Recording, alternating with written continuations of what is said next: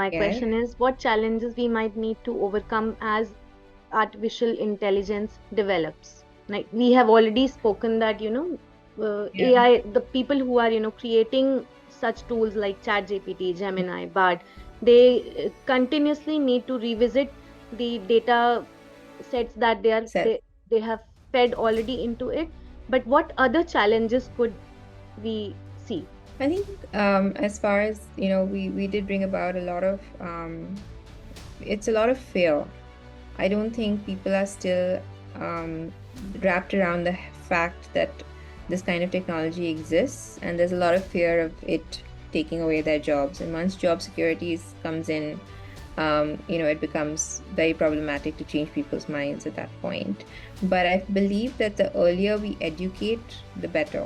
Like I already know, I have a 13-year-old son. He's in school. He's already learning about AI now at the age of 13. So Yes.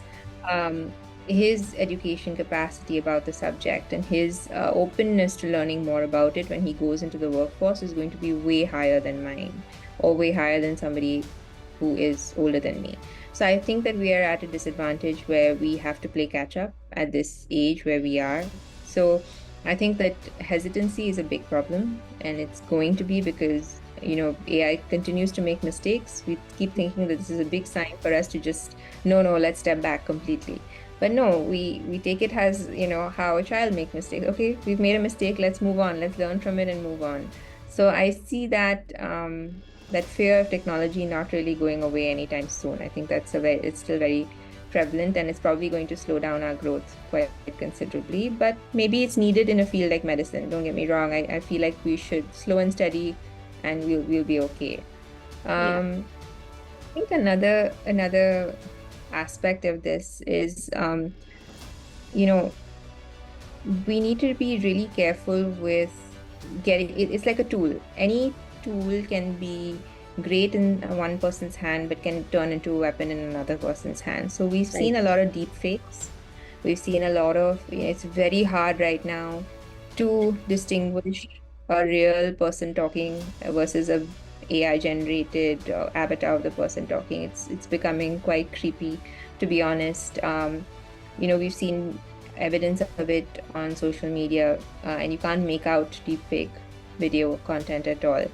Now, if Right. it's for something, it can be political, it can be cultural, it can be anything. But again, when it comes to healthcare content, I'm very scared of what would happen if a trusted doctor came on there and said something that is completely wrong, and we have communities of people believing it.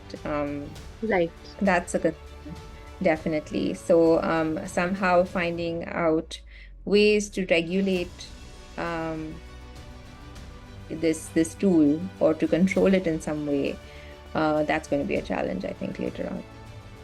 Yeah. Yeah. So you made a valid point. In my opinion, like the younger generation might not have the fear of technology, which we may have, but I think we have the wisdom to understand Yes, what's right and what's not, which they might lack. The for younger sure. generation.